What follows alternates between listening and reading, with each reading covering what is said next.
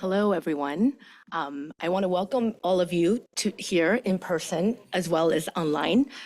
My name is Roselyn Hsueh. I am a visiting scholar at Berkeley Economy Society Initiative and also a professor of political science at Temple University. And I'm delighted to welcome you to the Technology in China in the New Political Economy panel.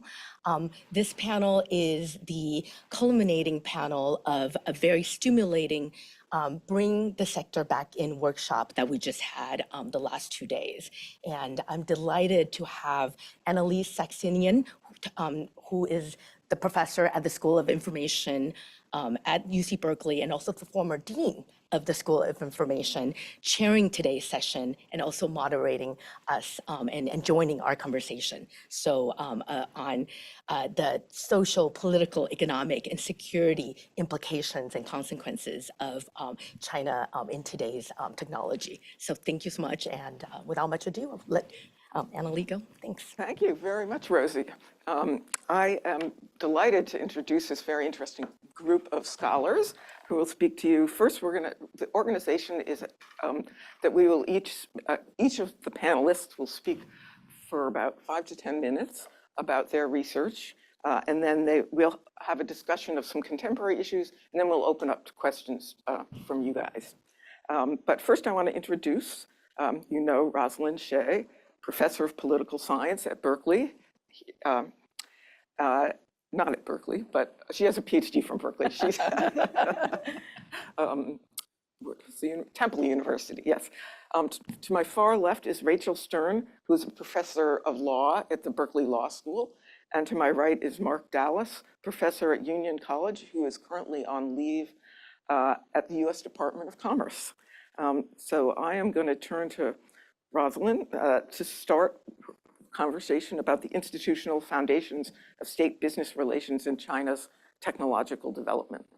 Yeah, so I want to just kind of provide a little background on what I call the institutional foundations of technological development and also the consequences of technological development in China and the role that China now plays in technology, how state business relations and market governance in China and the role of the Chinese state plays a role in that.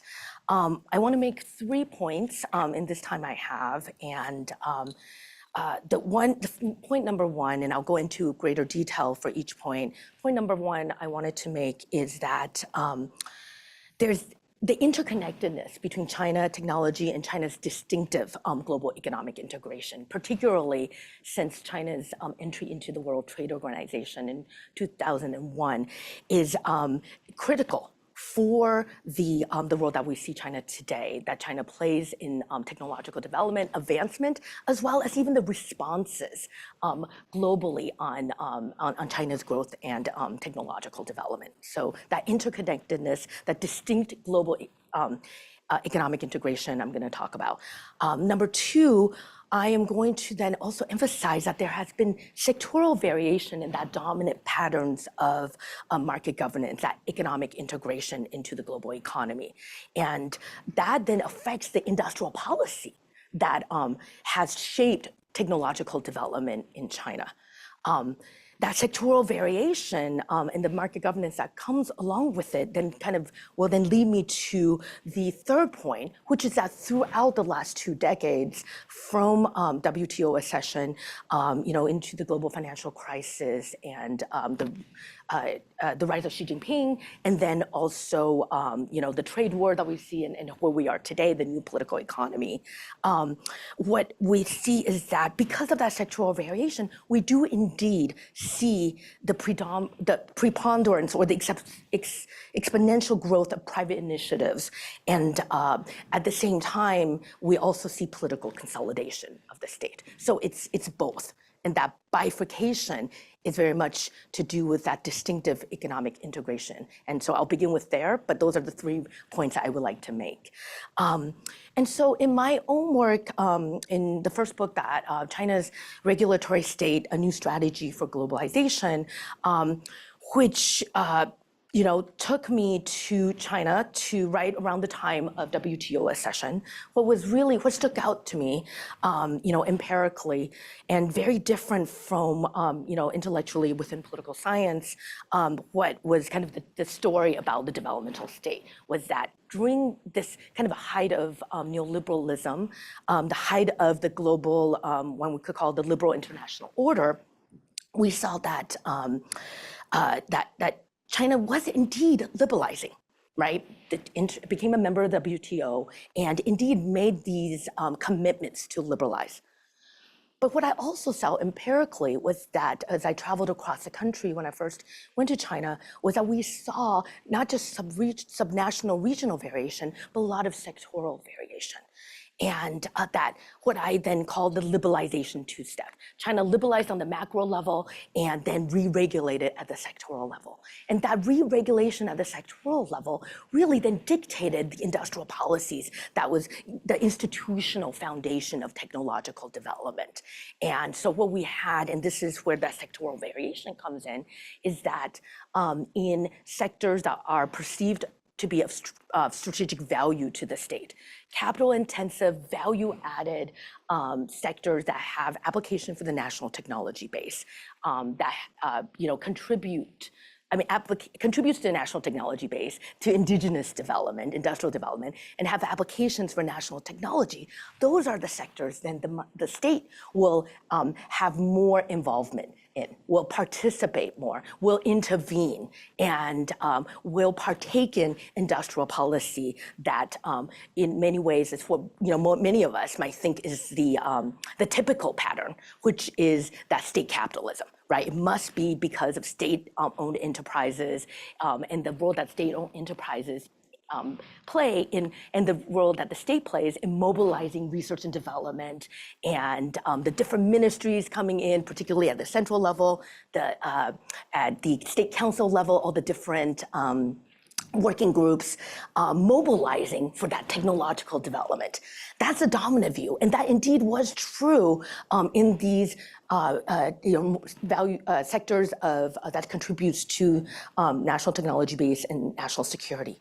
But then there's also the other view. There's a bifurcated picture, which is that in the sectors that are labor-intensive, less value-added, and have less applications for the national technology base and implications for national security, but nonetheless is important to regions and to some national governments for economic development and economic competitiveness. That's where we have decentralized market governance. And that decentralized market governance, we will see some national governments institute industrial policy. And we will see that there are going to be that growth of private sector in China. And that indeed, that distribution of property rights that we see in China today is very much part of that liberalization two-step. And how do we make sense of it? Well, it's that bifurcated capitalism. It's that bifurcated, technological security developmentalism that allows us to see that sectoral variation and those dominant patterns. And those dominant patterns have laid the foundations for the different type of industrial policies, the extent and scope of state control, and the dominance of different property rights arrangements across sectors. And these have huge consequential implications for China's technological development, and also importantly, with how foreign direct investment have been strategically used by the Chinese government for technology transfers, for knowledge transfers. And some of the state methods include rules on market entry, rules on business scope, rules on investment level. And, unsurprisingly, in the more centralized sectors, that's where the government may have more of an intervening role. At the same time, that doesn't mean that the government doesn't involve private business, doesn't involve foreign direct investment, doesn't involve the role of decentralized actors. But that role of a centralized governance will continue to be there. And we see these dominant patterns play out through the last several decades. And that is true across time including beyond the political consolidation and centralization that we have seen through Xi Jinping. And one more point I just want to make is that that predominance, preponderance, and exponential growth of private initiative, that use of foreign direct investment, that use of private initiatives and private investment and private development of technology and the role that state plays will have implications at the business level. And we see that the telecommunications infrastructure, the backbone infrastructure remains state-owned. But the value-added services, so it goes to the subsector, the value-added services that operate on top of telecommunications backbone infrastructure, the Alibabas, the fintech, the Alipay, even TikTok and these social media, they operate on top of state-owned infrastructure. So they are, many of them which are private initiatives and foreign direct investment. At the same time, we do see if political consolidation for the Chinese Communist Party becomes an important imperative, there will be state intervention. And the last point I'm going to make is that we saw that in the 2020s in the internet blitz, right? That intervention into fintech. And we continue to see that in different sectors of high tech. And so the distinct global integration, the sectoral variation and dominant patterns of market governance, therefore also industrial policy, the role of multi-level governance, different actors, and the wide range of distribution of property rights, including foreign investors, but with that strategic value logic, really have shaped technological development in China today. And so that's the institutional foundations I want to leave us with. Great. Thank you so much for providing a framework for us. I'm going to turn this over now to Rachel Stern, who's going to speak to us about legal technology. I am. Hi, everybody. Good afternoon. This is such a wonderful first for me. I'm a little bit surprised to find myself, this is my first time, on a panel on political economy and on a panel on tech. Those are both firsts. I study state-society relations and I study socio-legal studies. But I found myself, I've been working on it for a couple of years on a comparative project where the two key case studies are China and France. And I've done field work in both places on the politics of access to legal information. And through this project, once legal information, and specifically I'm looking at court decisions, once both countries made a decision to make millions of court decisions available, hundreds of millions of court decisions, a legal tech industry sprung up to capitalize on this new data. So I found myself knowing something about legal tech. So that's what I'm going to talk about today. And I want to talk about it a little bit first just as a sector. What I mean by legal tech is it's the use of software and technology to help legal professionals do their job more efficiently. So that's a lot of stuff. That's everything from automated contract drafting to e-discovery software to billing and accounting software for lawyers. What I'm interested in is I've been interested in data analytics, legal analytics. So software that takes those millions of cases that are now publicly available, that are now in the public sphere, and puts it into a dashboard. And what it delivers is information that can help predict case outcomes, analyze judges' tendency to rule one way or another way, or courts' tendency, or even to look at opposing counsel. And I've become especially interested in how courts themselves, at least in China, are using legal analytics. And I sort of backed my way into an interest in sectors, partly by knowing Rosie and reading her really excellent piece that's forthcoming, I think, at Perspectives on Politics. But part of it was it gave me a way to think about legal tech as a sector. And what has resonated with me about a sectoral approach is that legal tech is both embedded in the global arena and in the national arena. And that's been one of the things that's hard for me to write about and untangle, that Rosie's work has helped me to see. And let me just tell you a little bit about what I mean.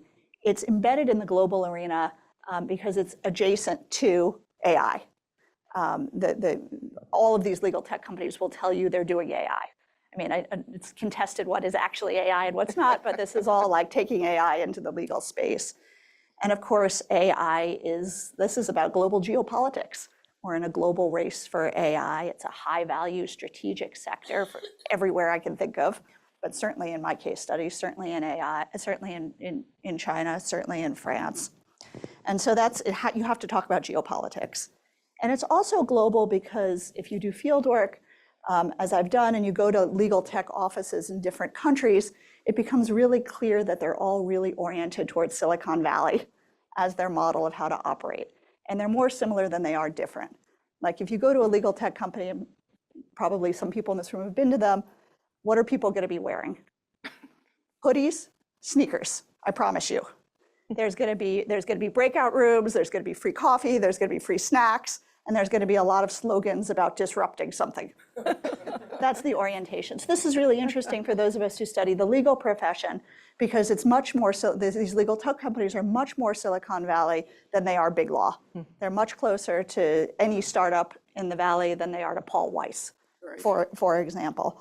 And so it's been just their very existence and entry into the legal profession has been disruptive for the legal profession itself. So that's what's global. But then nationally, there's a lot that's going on nationally as well. And I think this is what is interesting about legal tech is AI adjacent. It's a little bit of a backwater. Like these companies are operating in what's sometimes called a zone of public inattention. I mean, I think it's not an accident that nobody ever talks about legal tech on panels like this one. Like it's not DeepSeek. Nobody's ever heard of these people, right? And so that adds an interesting kind of layer to it. And second, it's mostly national markets because legal systems are mostly national. The statutes are national, the case law is national, law is stubbornly national. So it's impossible, not hard, but not impossible to create products that crisscross jurisdictions. And then sectorally, as a sector, we see variation in regulation across countries. So one of the things that piqued my interest in this project was in 2019, France just decided that they were going to ban judicial analytics. They just banned the whole thing. They said you can't run any data on judges. You cannot run and publish data on the case records of individual judges. We're just going to make that whole thing illegal. Just an example. So let me bring it to legal tech in China because we're talking about China today. And here I'm going to draw very much on work that I've been doing in collaboration with Ben Liebman at Columbia Law School. So he's been a big part of this as well. We've been looking at legal tech in the courts in particular. And for me, at least, having also just spent a year in France, one of the takeaways is to just ask how much of what happens in China is authoritarian and how much isn't. We were talking about this a little bit. It echoes a remark that John made yesterday. Obviously, a lot that happens in China is related to authoritarianism. But I think by the time you get down to the sectoral level and you're looking at legal tech in particular, there's also a lot that isn't about authoritarianism. Let me give you some examples. So first, in terms of what technology is doing in the courts, we're interested in this because technology is front and center for the Chinese court system. This is not a secret. It's in every high-level policy document. They're really, really interested in integrating and using technology to do their jobs more effectively and to some extent to change what the job is, to analyze their own record, to learn about the kinds of disputes that are happening in society and to become a smarter, learning kind of state. So it's front and center. And of course, technology is being used to serve party priorities. It's a one-party state. This is not a surprise for any of us who study China. What's been interesting for us is to see how technology can be used as what we call a policy accelerator when the parties' priorities shift. So we saw this quick example, we saw this big push for technology starting in the 2010s. A man named Zhou Qiang was in charge of the Supreme People's Court. He had a whole series of initiatives called the Smart Court, making Chinese courts smart. And a lot of the push for technology at that point of time was about bringing cases into the courts, increasing the caseload so that a lot of technology was introduced to make it easier to file cases online. And it was in line with the goal of accepting all cases that should be accepted. So all these reforms seem spectacularly successful. The number of cases filed surged from just about 14 million in 2013 to 45 million in 2023. So it flips. The party becomes concerned about too much litigation. And Xi Jinping in 2020 was talking about his fears that China would become a big litigation country. Anyone know a big litigation country? Pretty sure we're sitting in a big litigation country. So then the use of technology changes and the courts start rolling out what they call litigation risk assessment tools, where people who are thinking about filing cases can go see what their odds are of winning. And for various reasons that I can talk about, including just the name of the litigation risk assessment assumes that litigation has a risk. But the publicly acknowledged goal of these tools is to help litigants rationally choose methods for resolving disputes and to reduce the public litigation burden. So the deck is stacked. These are tools meant to nudge people away from litigation.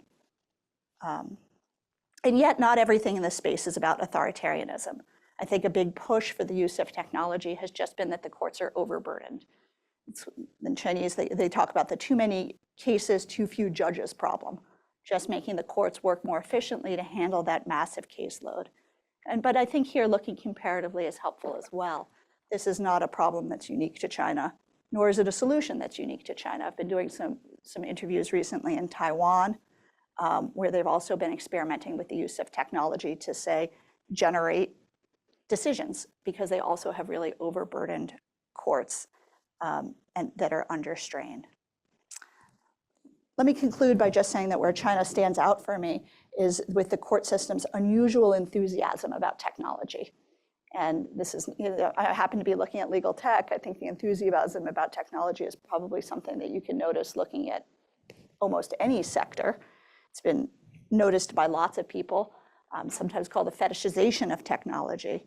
But I think for me, as someone who's been looking at the Chinese legal system for a while now, I think it raises interesting questions about the future of authoritarian law and legality.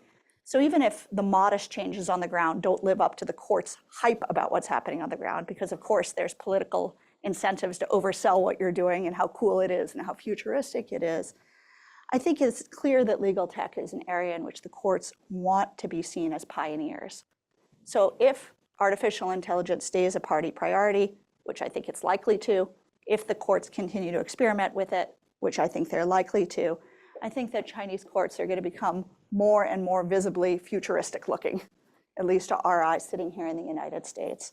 So I think what we're looking at is where I think the Chinese courts will enter our popular imagination is I think they'll come to challenge the, in some ways, still common popular assumption that authoritarian legal systems are somewhat behind the times or even benighted.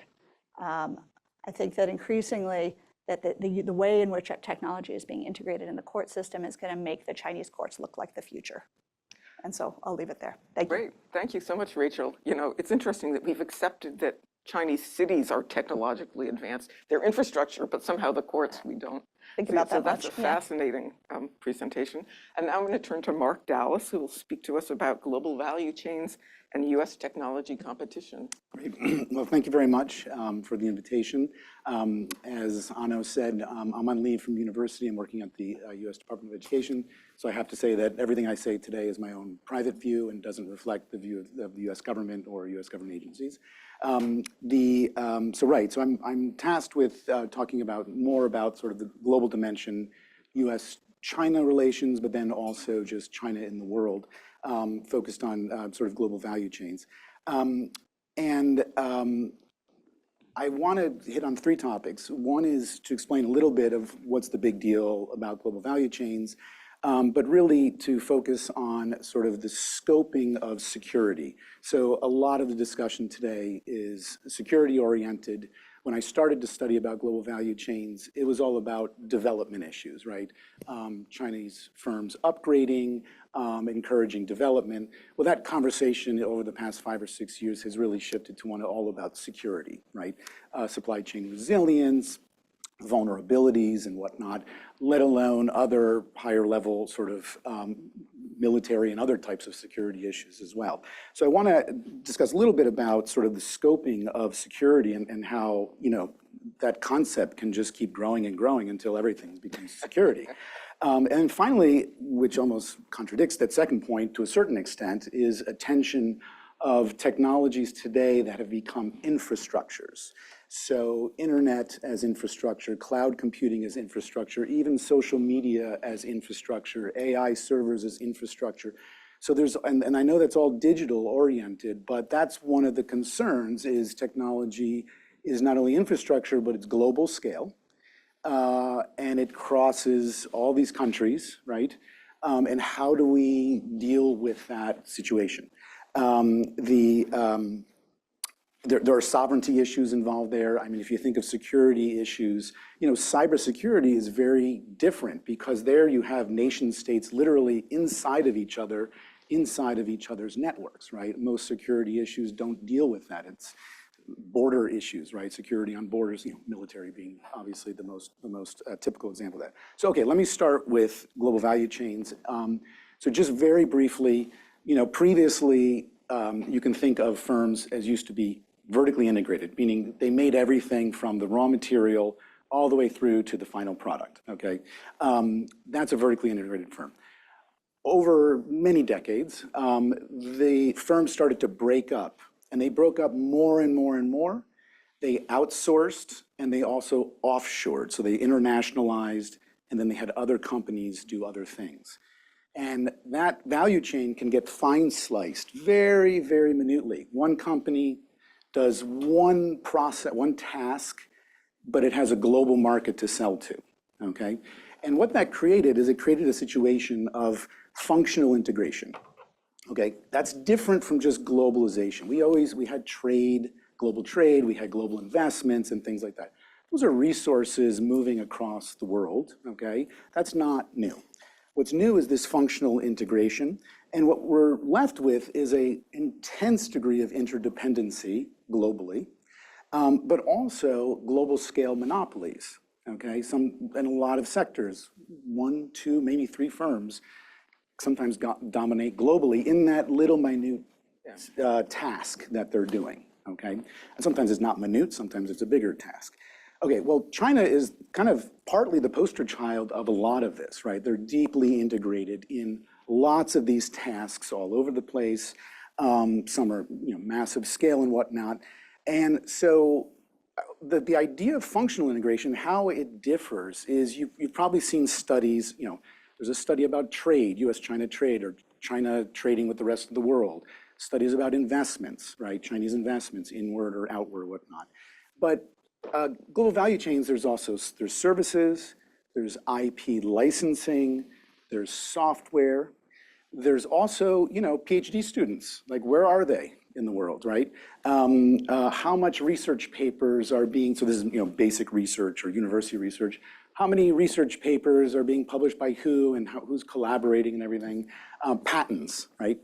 So those can each be a study, and they are, people study that, right? Each of those is a topic. Let's study it. Let's look at the relationships and whatnot. And they're all great research. I'm not trying to say anything about that. The global value chains integrates all that together. If you start with a product, okay, let's say the cell phone, right? It has all of those things all intermixed together, okay? And that's where the functional integration happens, okay? So all of those, it's not separate topics. It's all these topics integrated into one thing, okay? And that's really where you start thinking about functional integration, okay? Now, in a world in which countries are friendly and it's about development and win-win, right? No problem. That's not an issue. And that's the world we lived in for a very long time, right? Between US, China and other countries, of course, Europe and, around the world. When that starts to, when the lens shifts to security, now you start looking at those value chains very differently. And that's what has really changed. So I want to just give you a sense of how interdependence can be, what it is, and then how it can be perceived in very different ways, okay? And so now we're in a security world. And so now people are starting to scratch their head, and, that's where all these terms come from, right? Nearshoring, friendshoring, decoupling from China, de-risking from China. There's, endless number of new words out there to deal with this, how you deal with vulnerabilities from supply chains. Of course, COVID added to this too, right? We couldn't get access to vaccines and that and everything else. So people were like, wow, supply chains. And by the way, I've been studying that for a long time. Never was it the headline, okay, of newspapers. And then suddenly, especially with COVID, it was headlines. I was like, oh, wow, what I studied actually people care about now. They actually know what the word supply chain is. So that was, I guess, a nice shift. And now the second issue about security and what are the boundaries here, right? I think this is a real quandary because you can already probably imagine about this interdependency and how that could lead to types of security. But the security dialogue is also shifting towards military, okay? So advanced semiconductors, when I said advanced semiconductors 5 years ago, people were like, oh, that's cool, that we all benefit from advanced semiconductors. Today, the conversation is, well, this is going to go into supercomputers in China that are going to develop nuclear weapons or other types of, of things like that, or AI. And AI should not be considered a military thing, right? There's tons of scientific and other wonderful things, legal and everything. But the conversation is shifting. It's also a military thing, right? It is a military thing. But the problem is with these emerging technologies, how do you parse that, right? Some technologies like nuclear, we could parse the civilian and the military side of things relatively more easily. With a lot of these other technologies, I don't know. It's hard. We're trying to figure out what that parsing is. But right now, the security side seems to be winning, and that's a tremendous problem because we don't know the boundaries of that. What should and shouldn't be regulated. What is a concern and what's not a concern. So I don't have an answer to that, where the boundaries are for security, but it's one of the main issues we're dealing with. The final thing I'll say is about sort of digital technologies in particular as infrastructure. I think it's particularly the case with digital. I think it can be applied elsewhere. But this is another type of, what is when we built the internet, no one was really thinking about security issues, famously, it was sort of the open internet and everything's good. And once that infrastructure gets built, then suddenly like, oh, wait a minute, bad actors can do stuff, right? And I'm not just saying about state actors, like mostly non-state actors, can do bad things. Well, oh geez, the infrastructure's already built. It's very hard now to securitize infrastructure that's already been built. And so, that's sort of the classic case from the 90s when internet became sort of commercial, was passed off from government, military to commercial purposes. But you build on top of this, right? You've got the internet, but then how does the internet work? There's all this hardware, but then you build on top of the internet, obviously social media and other things. So there's a layered stack here of different integrated infrastructures that are largely global. Now, there's a lot out there on how countries are trying to regain sovereignty or trying, AI sovereignty, data sovereignty and whatnot. So, we're struggling to figure out how do we strike this balance, okay? I think in some cases it's going to be extremely difficult. There are just, again, going back to that idea of intense monopolies. And I also just want to give you a sense of sort of like we hear so much in the United States about US security concerns, right? Let me just give you just two quick empirical examples from China's perspective, okay? And again, I'll use mobile phones as an example. There's two operating systems in the whole world right now. It's Apple and Android. Google and Apple, right over here, right next door to each other. They control the operating systems of every single phone on Earth, okay? Including all the ones in China, right? Little bit, Android you can customize and stuff, but the underlying code is that. Huawei recently is trying to develop their own operating system and break from that, okay? So imagine every single phone in China is run by, the operating system is run by two companies here in San Francisco, okay? That's a security concern, right? That we have to be sort of sensitive to, okay? Another company, well, a company you've probably never heard of, but is one of the most important companies in the world, ARM, okay? They're based in the UK near Cambridge. Every single major important chip in every single phone, the underlying architecture of it is designed by them in the UK, okay? Every phone in the world. Not just phones, actually. ARM is not just in phones, it's actually in every device that requires like energy conservation or efficiency. Okay, so that means all of that. Yeah, I'm just about done with one more comment. Yeah. So I just want to give you a sense of the security concern of a country like China. okay, to think about that.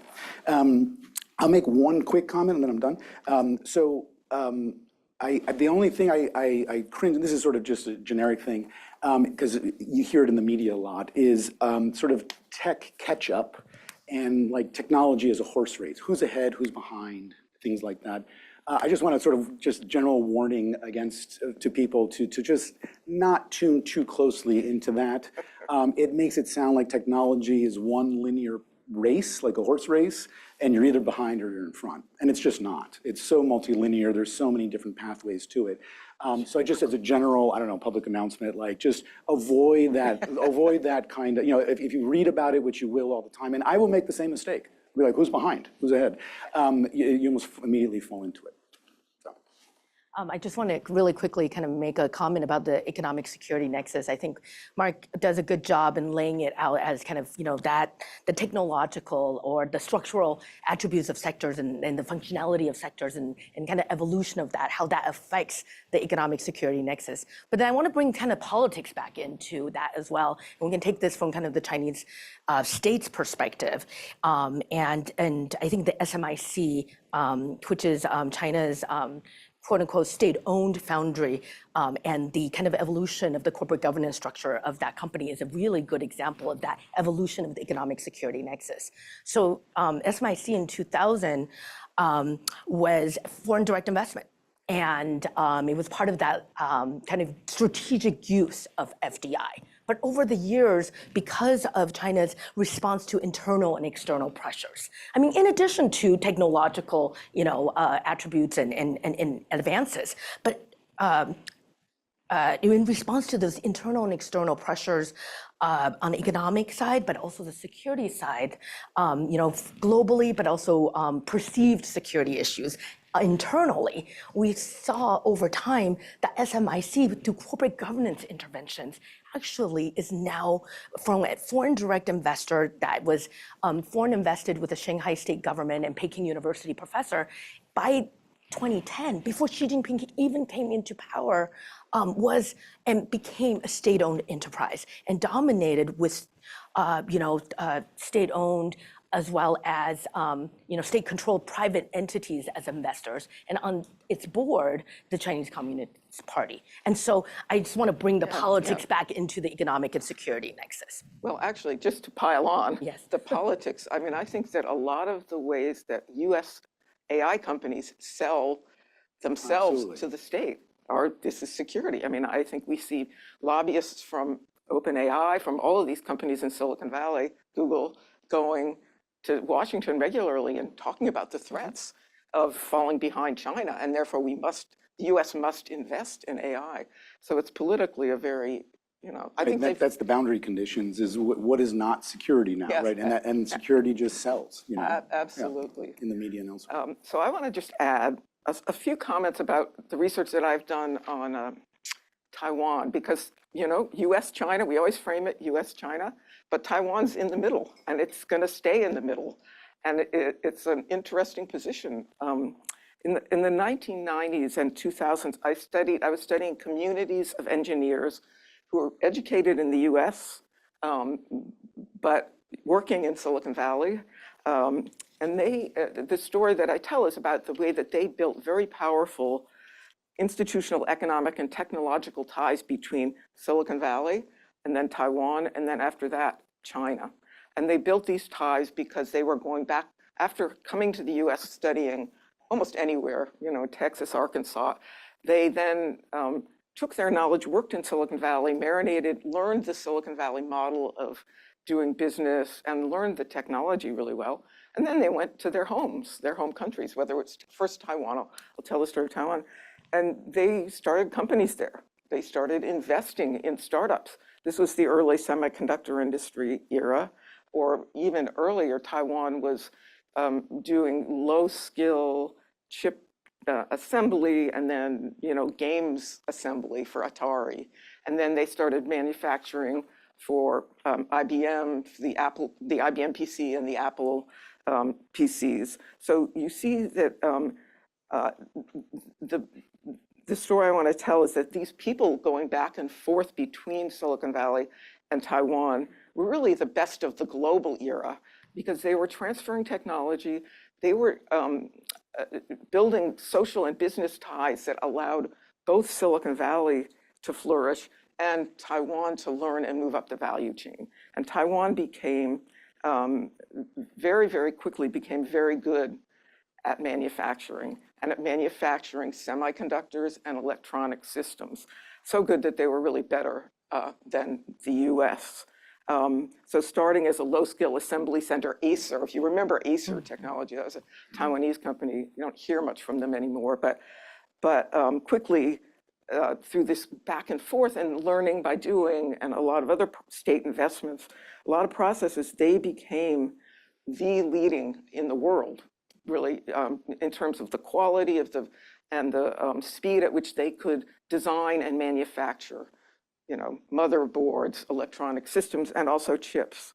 You hear now about TSMC, but I want to suggest that it goes deeper than that. So by the end of the 90s, Taiwan, through this brain circulation, I call it, had become a central node in the global value chains for manufacturing electronic systems. In the 2000s, this value chain, this piece was moved lock, stock, and barrel to China, to southern China, to Shanghai, and it was the same people. I mean, so then you saw this linkage between Silicon Valley and Taiwan and China, and you saw the same people investing and starting companies, with the know-how of the then, emerging semiconductor industry. So the transfer of technology from Silicon Valley, Taiwan, and then to China means that now China takes over a piece of the value chain, and Taiwan needs to move up the value chain, and so does Silicon Valley. So Silicon Valley becomes, for all of these advanced technology products, the design center, maybe the architecture, center of architecture. Taiwan moves up, becomes better at manufacturing, mobile devices and things like that, more advanced semiconductors. And then China enters first as a low-cost assembly, and then it, builds up its own clusters of suppliers, which are, by the way, mostly managed by Taiwanese managers. So the transfer just happens across the Taiwan Straits. This process and actually SMIC was created in that period, and a lot of investors from Silicon Valley and Taiwan involved in this forming of SMIC. The founder, Richard Chang, is Taiwanese. Yes, yeah. exactly. Former Texas Instrument executive, but Taiwanese, Taiwanese American. Well, and TSMC is also started by a TI. Yes, right. So we have this small world that at the same time that you're seeing what Mark has described as products functionally dispersing across, you see these communities of people doing it, and they all know each other. They all knew each other. So that period, however, of the global value chain sort of spreading out via people has ended, right? It started to end after 9/11. The US started to clamp down on migration and immigration. Xi Jinping emerges in China. Over time, there's been anxiety. The security anxieties have led both the US and China, I think, to shut the doors more and more, and today they're sort of slamming shut. I just want to say that we all know, because it's in the news all the time, we hear about TSMC, Taiwan Semiconductor, because that's the leading chip foundry in the world. And it really started, in the 80s and has gained that. Well, interestingly, just to bring this to the present, people heard of NVIDIA? Those are the most advanced chips that go into all of the data centers that power AI today. NVIDIA CEO Jensen Huang announced that he was going to onshore his advanced chip making to the US, again, to Texas and Arizona. If he does it, that's a big deal. We'll see if it happens. But 4 of the 5 partners that it announced would move there were Taiwanese. So it's TSMC, Foxconn, Wistron, and a company called SPIL, S-P-I-L. The other one is Korea of the 5. So that's not really that different than the process that happened with Apple Computer. When Apple decided to diversify its manufacturing, iPhone manufacturing out of China to India and Vietnam, it relied on Foxconn, Wistron, and a company called Pegatron, all Taiwanese companies to do the heavy lifting of rebuilding or rebuilding manufacturing capabilities. It's tremendous know-how. There's tacit knowledge, there's also deep knowledge, there's institutional knowledge, doing this kind of these are very sensitive manufacturing processes. So it's the same Taiwanese that set up in China and India, moved the iPhone, and now they're being tasked to set up in the US, which helps explain the recent decision when China announced their reciprocal tariffs on the US.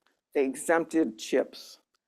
Okay, and why did they exempt chips? Because they wanted to keep getting these chips, even though they were designed in the US and they don't want US products, but they were made in Taiwan, and they will not be subject to the tariffs. It's an acknowledgement that China depends on Taiwan, we depend on Taiwan, and that in spite of politics, this interdependence continues. This functional interdependence that Mark described. So with that note, I guess we are at now 1 o'clock. We have half an hour left. Do we want to discuss contemporary issues or open up people? People have thoughts about contemporary issues, like about the tariffs, or would people like to raise some questions? Looks like we have an audience that would like to get engaged. Why don't we start here? Yeah. I appreciate the talk. I was an expatriate living in China during the good times when you had reform and it was interdependence was good, not this functional integration. And I think about the higher theme of how do we avoid confrontation and war and go back to deterrence, cooperation, competition. What is needed for that? That's on whoever can figure that out, I'm happy to hear it, number one. And then number two is on the domestic side, private sector, I was just in China and Taiwan last 2 weeks ago, and privatization is still going on, very well, good thing. Will Xi Jinping be able to pull it off from an economy, high domestic internal consumption, keeping high export, and then also trying to become a technologically advanced country? So will he be able to pull it off? Okay, we have 2 questions. How to avoid war, minor question. And then the second question is about will Xi Jinping pull off this self-sufficiency in technology, right? Both really big, really interesting questions. Who wants to start? I guess I'll dive in and try to see if I can answer these questions. So I mean, in terms of the first question, I think we could think about the U.S.-China trade war, when it first got launched in 2017, right? Some of the very firms and sectors that were against the tariffs, the 3 rounds of tariffs, right? They did keep piling up, not in the same way we're seeing today, but those 3 rounds, some of the very businesses and sectors that were opposed were the companies that needed the components from China because they were being produced in China, and some of the components did have indigenous technology that China was producing, and so I think a very just kind of good way politically for cooperation would be for some of these sectors and businesses to come together and step up and say, hey, we're not going to stand for this, right? Like it's just an interdependent world, and we do depend on China. Now, I do think that it is true there are security concerns, and some of the diversification of supply chains make it so that maybe there's less need, or maybe perhaps there's less opposition from sector and businesses in this round of trade war. But the kind of the domestic private interest groups can play a very big role in global cooperation in terms of at least this very next round. And then on the domestic side of issues, I think I mentioned, and so in my most recent book, Micro-Institutional Foundations of Capitalism, where I do compare China to India, Russia across industrial sectors. But on the China side, part of what Xi Jinping and the party is kind of grappling with are internal pressures. And some of those internal pressures are not just political, they are economic pressures. And so I do believe, and maybe I'll go out of the limb to predict it, is that there will be, certain like tinkering and recalibration of how the Chinese government is dealing with industrial policy, even security concerns and economic policy as well. Yeah, I'll just add. So you were referring really to kinetic war, like real war, right? Not just trade war or. Yeah, or a confrontation with Taiwan, and, Right. saying the distance between confrontation and war is a lot shorter than you think it is. Sure, yeah. I mean, I think one of the key things that can be done and should be done more of is just communication between the countries. I mean, you're not going to solve. I mean, in an ideal world, right, we solved the security dilemma, and we got peace. It's been several thousand years. We haven't solved the security dilemma, so I don't think that's going to happen overnight. But what's been declining is communication, and particularly between the militaries. That was at a real low point during the spy balloon incident and whatnot. But that's a major concern. I think just general communication. I mean, military to military communication and whatnot to avoid anything like that. Sort of mistakes. Okay, but then communication at different levels of government also would be better, and then also among civil society. I mean, I think business has a role, but national security in both countries is very much hived off intentionally from lobbying and things like that. And so I think there is a role, but I think that it's that won't be like a silver bullet to solve that. Now, in terms of, I think your other question was about Xi Jinping achieving self-sufficiency. Is that a fair way to frame it? He's going to obviously maintain the Communist Party's critical role. At the same time, he's got to continue economic growth. Sure. I think if those two don't happen, he's got a big problem. You're right. Yeah, Pull it off. yeah. I mean, I don't know if you can pull it off. I think the pressures on sort of the general pressures on China's economy. I mean, they're well known demographic. They're big structural stuff. Creating a social safety net and all sorts of things to encourage consumption and whatnot, the property sector and whatnot. In terms of specifically sort of global integration issues and sort of the drive for self-sufficiency and whatnot, I think that's a fool's errand. I think the answer is going to be no. Or I think actually the better answer is going to be China's going to have to choose. Do they want a second tier in terms of sort of technological sophistication? Do they want second tier technology? Then they can probably do a degree of self-sufficiency. Or if they want to remain at first tier, they're going to have to integrate. And that goes back to my point before that the supply chains are so fragmented and there's expertise all over the world, and those expertise are extremely concentrated. Okay, the memory, for instance, I mean, in Korea, it's just the global market share of 2 companies is just enormous. You just can't replicate all of that in a single. Even one is with as many smart people as China, with as much resources, with as much will. I just don't think that's possible. So I think it is a bit of a fool's errand. And I think some of these, what Rosie was saying earlier, are examples of oh geez, or what you were saying about keeping semiconductors open is an example like, oh geez, we can't close the door. Yeah. Good point. And there's that company in Netherlands, AML. Right, ASML. Yeah. ASML. I mean, it is really, literally very sophisticated knowledge all over the world. Yeah, and China is trying to replicate that in a different way. They're taking the EUV technology in a slightly different way.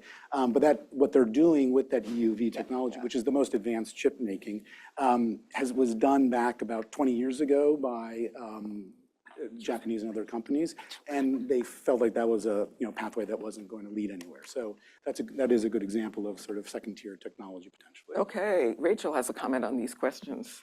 I want to open it up for more questions. I'll just say one line, which is just to say that your first question about how to avoid war is a really live conversation in the China studies community, just because the Washington consensus has so hardened in both parties around a consensus that China is a threat. And I really think that has to do with our own domestic politics in a way, and political polarization, and China being the thing that allows us to agree and get things done. So anyway, just to say that people are thinking about this and thinking about other sources of ballast in the US-China relationship besides the business people that Rosie mentioned, whether it's scholars, whether it's students, diversifying opinion, so that not all the voices on China come out of Washington, because that's so much one voice at the moment. Very hawkish, right? So I think just to flag that this is a conversation that's happening in the field. That's very helpful. Okay, we have a question up here, and then next one over. Yeah. The question is fintech, is the technology of fintech in legal tech, excuse me, is it different than it is in France? In other words, is it being used for authoritarian, for monitoring purposes, the way, say, social credit was? So how is legal tech different in China, the actual structure of it and what it tells you Right. about users, et cetera? I was talking about legal tech as it's used in the courts. And the French courts have, in keeping with Europe being kind of tech skeptical in general, have just not rolled out the same type of technology as China has. I think that what they've done in China is that they can use it to monitor judges. And they want to make sure that judges are doing their work. It makes sense. In a highly centralized court system, you want to make sure that everybody that has concerns about case overload, you want to make sure that everybody's doing their work. So on the one hand, you could say that's about surveillance, and it is, and I'm sure it's resented by the judges. But on the other hand, they're also doing that in Israel and Taiwan. So it's not exactly about regime type in a simplistic way. I think it's more about having a highly centralized court system where the high court wants to know what's happening in the lower courts. Your response had to do with the volume of cases. Right. People, it's the throughput. Right. It should be. Right. What about the nature of the decisions? I don't think they have the capacity to monitor that right now. But one of the things that's been the most interesting application of this, and if I had slides, I would have shown you, is you can analyze that. One of the ways that the software can be used is you can analyze all those past cases, and the judge can pull down some drop-down factors from a menu. Like imagine you have a DUI case, driving under the influence case, a drug driving case. You pull down some factors. What was the blood alcohol level? How many damages were caused? What was the damages caused?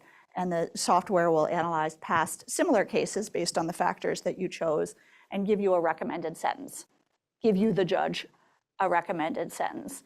And it doesn't tie your hands. It's not telling you what the sentence should be, but all the research at the intersection of law and psychology suggests that it has a really strong anchoring effect, such that you wouldn't go outside that sentence. And then once that technology exists, it becomes possible to identify maverick judges who are making outlier decisions. Now, I have no evidence that any legal system in the world is targeting maverick judges in this way, but what I know is that it's possible. One point I have about that is the kind of struck me is the information collection of the use of technology there, and that is Janice faced, right? It could go either way. Totally. Asima had a question. So I have a question for Rachel and one for Mark. My question for Rachel is that the initiative for this legal tech in courts, is it from the party state or is it court generated? And then a second, I have a quick comment, which is that Professor Pei, who teaches at Claremont McKenna College, actually has a recent book on the Sentinel state. And he actually talks, the book is really about the low-tech kind of aspects of the surveillance of common people, like neighborhood committees, but they also use tech like, cameras on streets and things, but how it is organized. He has a very interesting book. But I was wondering, the source of courts is it the party state, or is it the court initiative on its own?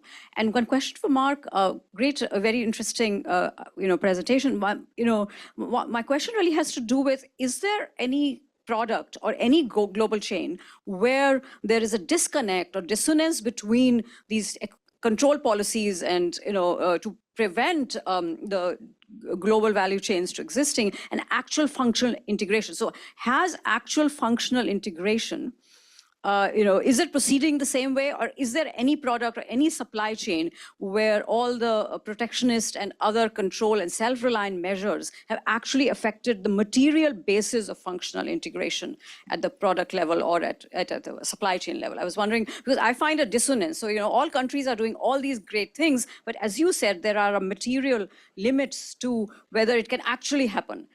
And whether there is any one supply chain where it is beginning to happen or has happened. Okay, why don't we start with the courts? Rachel? Sure, that's a complicated question to unravel. The initiative for technology comes from the courts, but it also is responsive to central priorities, if that makes sense. Like I mentioned just in passing that one of the key figures was the head of the Supreme People's Court. This is in the 2010s, a man named Zhou Qiang. But he very much framed technology as dovetailing with this national push for AI. So in a sense, it's the courts fitting in to the broader priorities of the party state. Xi Jinping, around that time, he had a huge anti-corruption campaign. And so the technology is also being framed as a way of combating corruption in the courts. Maybe this is responsive to your question too, letting judges know that they're being monitored. And it's not clear what the mechanism is exactly, except it's sort of a Foucauldian panopticon, is that if people feel like they're being watched, they're less likely to stray, would kind of be the logic. So it's kind of a back and forth. And I think in China, as in France, as in other places, these kinds of technology projects, they need champions. It's hard work to do this within any state. So there's champions within the court system, but very much framing their work as responsive to national priorities. Great. Yeah, good question. So I didn't want to give the impression that functional integration of global value chains is equivalent to free markets. Those are very different things. And so one answer to your question is every single global value chain is shaped by various policies that you maybe have been referring to, whether it's tariffs or everything else. They mold and sculpt themselves to all of those policies, of course. And of course, there's a large literature about which countries are more favorable or less favorable. So a lead firm is going to decide where to go based on that. But no, there's no value chain that is not affected by some of the things that you're referring to.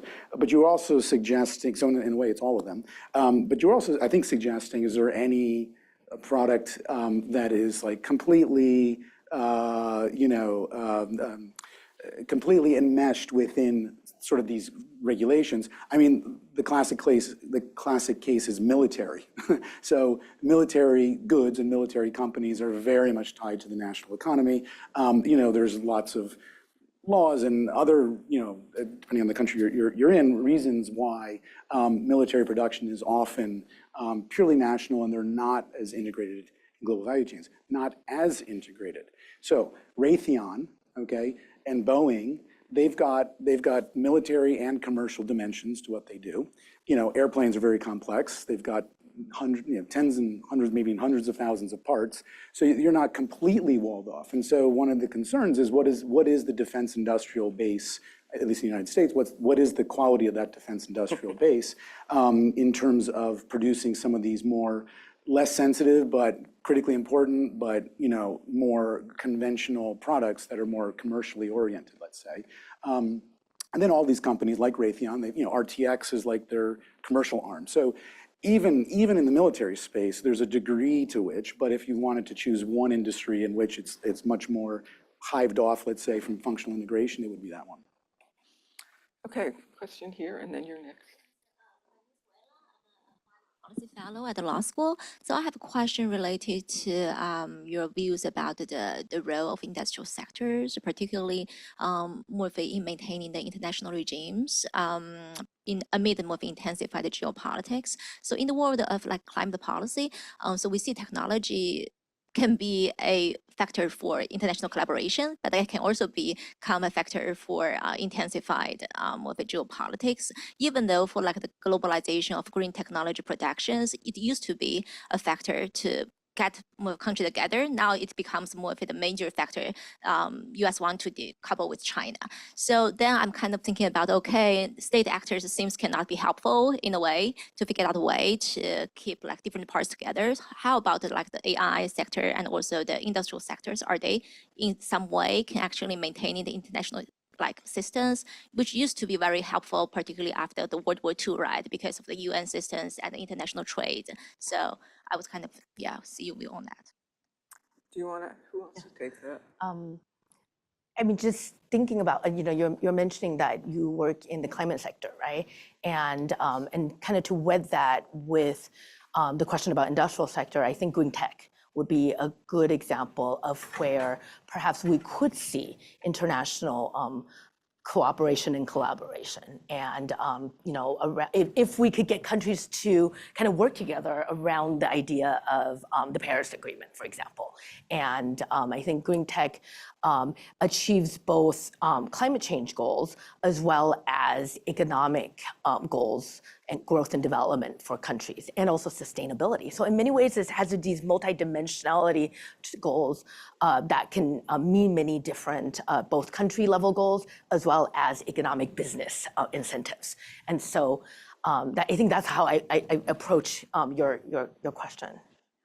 Yeah, I think, I mean, I don't know if you were referring to particular products or whatever, but, new electric vehicles as an example or something like that. I mean, I think there's potential. I mean, clearly China is at the leading edge of that, of that sector. And so I'm not sure necessarily in the United States, but let's say in Europe, I could see a lot of tie-ups happening between Chinese firms, both in battery as well as in the vehicle assembly, given China's advances in that. And China truly is exceptional, has done a wonderful job in developing that. It would be great if the whole world could benefit from that for exactly those reasons that you talked about.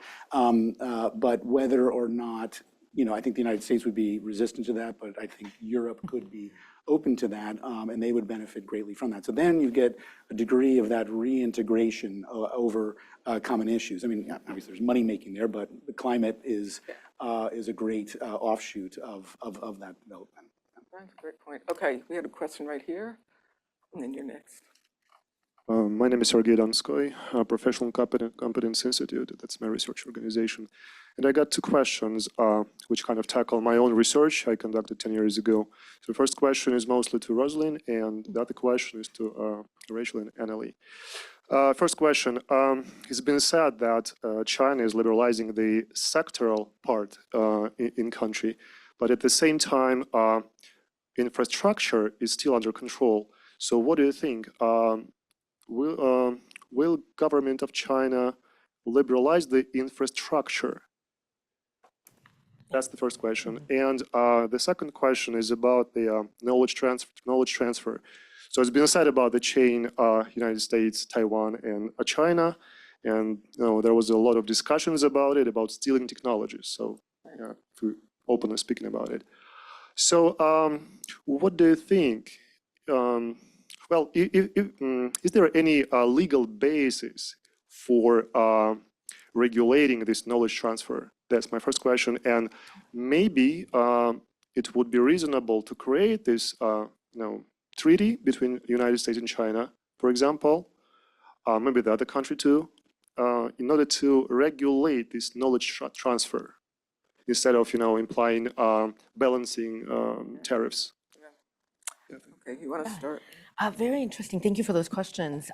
So the way I conceptualize thinking about infrastructure is that you can actually take it to the sector. And so think about infrastructure as a subsector of telecommunications, for example. And then you have services, even the value-added services, like as I mentioned before, right, that operate on top of that infrastructure. And so in that sense, then that's strategic use of foreign direct investment, that re-regulation that we see is, there's even some sectoral variation within one industry, like telecommunications. But to your question, is there a possibility that China would ever liberalize that critical infrastructure, right? Telecoms is very critical. It has security implications and so forth. I think that simply, and I think perhaps this is where authoritarianism might play a role more so than other, kind of sectoral questions, is that, if party state legitimacy or, political stability is important political goals, then letting go of infrastructure may counter to that, to those goals. And so particularly critical infrastructure, where even countries like, European countries in America and US, have regulations around, right? Then I think for China, I think the question would be probably less likely. And in terms of knowledge transfers and versus like technology transfers, I think technology transfers could be seen and conceptualized as knowledge transfers. But I do think that, software, for example, as knowledge, is sometimes less tangible than maybe, knowledge in chips. And in micro-institutional foundations of capitalism, where I compare China to India and Russia, for the Russia cases, I look at, post, Soviet Russia Federation and patterns of market governance across sectors. And when I look at software, that was where, because it was more intangible, and as a result, even though much of telecoms and ICT was perceived as a military industrial complex sector, and was actually never privatized in the way that the conventional wisdom tells us, software was. And it was because it was less tangible in terms of knowledge transfers. And so there, I think, I don't know if this is the answer to your question about legal barriers, but when it's less tangible, maybe there are opportunities for countries to come together and collaborate on how we could think about frameworks of regulating that. Rachel, do you want to take a whack at that question, or? Yeah, just briefly. So knowledge transfer and legal bases for dealing with knowledge transfer, that was a key point of that's always a key point in joint venture contracts. So it is legally, there is a legal way to negotiate it between companies that are contemplating tie-ups. Doing it as a treaty on a national level, I can't think of any examples. It's possible to imagine, but it's also, we'd have to be in a really different world. It kind of connects us to the first question that was asked about, we'd have to be in a world with far more exchange and far more possibilities for cooperation than the one that we currently find ourselves in. So not impossible, but. Yeah, I think this is a challenging conversation because there certainly has been IP theft. I think we know that has happened. On the other hand, the knowledge transfers that I'm talking about, there's often tacit knowledge that happens. So, you cannot start a chip plant without having people go who know how to do it. And we don't know how to write it all down. There's a lot of transfer of knowledge that is, just moves with the people. So much know-how exists. You can't write down how to run a venture capital fund, or how do you, there's a lot of things that are happening.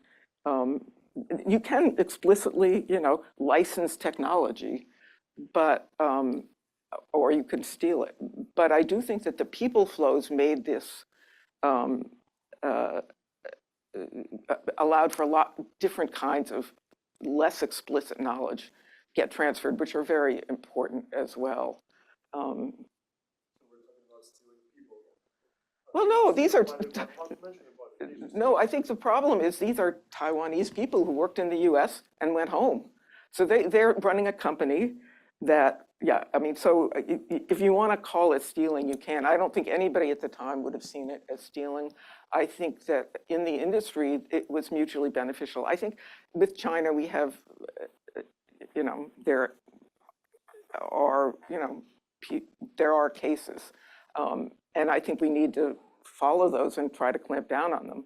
But I would not do that I think it's terrible that we no longer have students going back and forth as much as we did.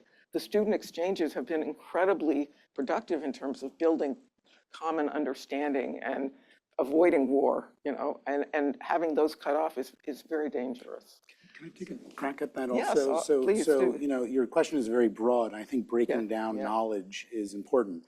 On the basic knowledge side, right, basic research, it's completely open, right? There's no controls and whatnot. So you're talking about knowledge that is in some way proprietary and sensitive and whatnot. So you're at one end of that knowledge spectrum, let's say. And I think Anna is absolutely right that there are quote unquote controls, regulations in place. I mean, companies, even for people, right? Non-disclosure. If you leave this company, blah blah blah, right? So there's plenty that companies are regulating it. Trade secrets, are an important part, not just in semiconductors, but even like aircraft engines. I mean, something like that. Lots of trade secrets. It's all based on that. And so, yeah, companies do a lot of the regulating. I mean, governments, I think, probably would be doing less, but I'll give you an example for people to people. In export controls, there's actually a thing called deemed exports. And what a deemed export is basically two people, one is a foreign national, one is domestic in a particular country, and they talk to each other, okay? That's a quote unquote a controlled item, okay? So government, I mean, the US government does intervene at that level to regulate quote unquote knowledge between people, right? And so so that, just so you know, that it's possible, but I think most of it's done by companies in terms of regulating knowledge. And I think also that the idea is not right. It's not stealing people. It's really about, you hire them away, right? There are certain things that they can divulge and they cannot divulge, and there's a time limit over when that is. But knowledge is abstract and then specific. It's the specific stuff that's associated with a particular company and their particular processes that cannot and should not be transferred, at least in the United States, and you can be sued for doing that. So there are knowledge controls in place. I mean, your argument would lead you to think that all these people that move between companies in Silicon Valley, they work for one, they take with them. They can't take the trade secrets. That's illegal. They will be sued, and they should be. But there's so much knowledge that they transfer just from their base of experience that you don't want the government stepping in there. Okay, I think we have time for one more question back there. Hi, thank you so much for this panel. It's very fascinating. I think my question is actually very related to the last question, and it's on digital infrastructure and sort of the materiality of software and how that changes the way we're thinking about it. So this also relates to a cybersecurity question that you brought up, Mark. So I guess my question is, if we think about, several people mentioned like the operating systems and how American corporations are sort of dominating this sphere. If we look at the production of these operating systems, open source software is a huge component of that. One example that I'm thinking of is that in 2024, the Microsoft engineer caught this backdoor that was going to be released, and that would have huge implications. But the larger point here is when we look at the materiality of software and the different network effects of software that has sort of moved into the industry toward this open source model that Silicon Valley is very reliant on, how do we think about that in terms of cybersecurity and how we should think about digital infrastructure as something materially different from other sources of infrastructure in like the telecommunications industry, and how are we thinking about this? Yeah. When you say materiality of it, are you referring to people or? I guess I'm referring to especially the network effects of software and how the libraries are sort of always dependent on each other and the way it's produced. Yeah. When you say the open source model, you're just referring the development process. I mean, Silicon Valley is very split. I mean, there's a lot of people developing software using the process, the open process that is open source. But they're also commercially, they're private companies that make profits. That, so you have that. I'm not sure which you're referring to. Is it the process? Or? I guess I'm asking you to hold holding both of these together. Like, yes, there is the proprietary knowledge, but also a lot of the software industry is reliant on open source in a kind of funny way. Like there's like a software joke that goes around about it. I wish I could pull up the meme. Yes. But like Linux. Yeah, I totally understand. Like, some people will tell you that 95% of software is run on open source. I don't know, I don't know how they figured that out, but yeah, go on. So you want the whole software sector. Do you want to? Yeah. I mean, I think one way I would approach this is how I answered your the previous question, which is if we think about kind of traditional, critical infrastructure as being physical, right? When it's physical, in some ways, we have, there are existing processes and existing kind of frameworks. I'm thinking about how to regulate physical things. But I think what you're trying to get at is that when something that is open source or less physical, intangible, less tangible, as I mentioned, in software like that, then can we regulate it? And is it even desirable to regulate it? And that kind of reminds me of one of the papers that was in one of our panels in the Bring the Sector Back In workshop that we just had, was that Jeff Ding at George Washington University, he presented a paper about how there's still interdependence between US and China in the open source kind of software space, because as you were saying, that network effect, right? The people to, and as AnnaLee had mentioned, the people to people flows that is, that's part of that network effect makes it, maybe we don't have the models yet anyway to try to regulate it. And is it desirable? Well, you can patent it. I mean, it can be patented. So software can be, Do you want me to add something? Yeah, Okay. please respond. So, I mean, it's a fascinating topic that you hit on. It's extremely complicated as well, open source software in particular. I do think it's a type of infrastructure, depending on how you define what that is. And I think, I mean, it's a classic example of what I started off with, which is a transfer from a world in which we're all friendly and there's development issues to a security world, right? And so, yeah, open source software was like this, global, everyone contributes, it's free, you download it, it's free, you can customize it, and then you give back to the community. It was like this global community, wonderful, almost anti-capitalist way of approaching things that was going to revolutionize everything.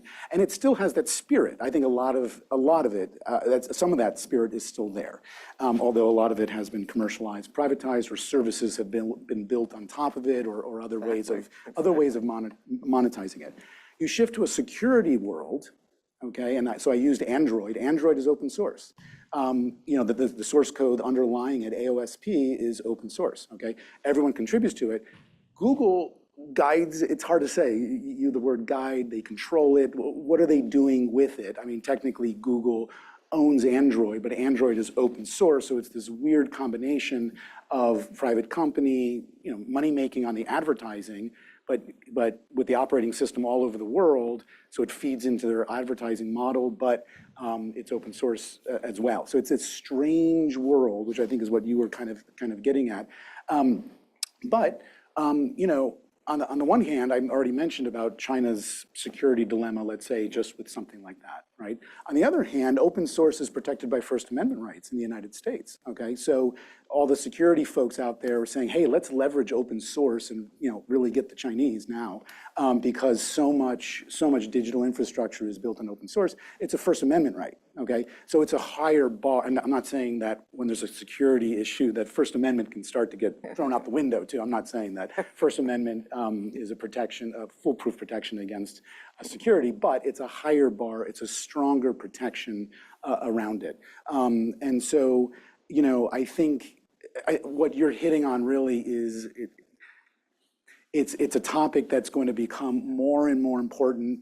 DeepSeek, for instance, was open source. That was the most recent case of a Chinese company that actually is using open source and has open sourced their product. So I do think this where regime type could come in is that, if you are an authoritarian regime and you have the discretion and there's no First Amendment protections, then maybe there's not been any intervention, but could that potentially be an issue?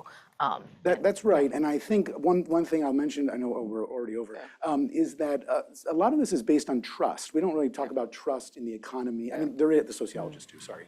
But a lot of this is based on trust. So when you talk about, will China develop its own open source models, they have to convince the rest of the world to build their products on top of an open source foundation that's housed in China, right? And so that might be a hard sell for China. They may be able to create an internal to China open source system, but then you lose a lot of the magic of it. Listen, I want to thank our panelists first and the audience for a really fascinating conversation. Thank you so much for coming. Thank you. Thank you.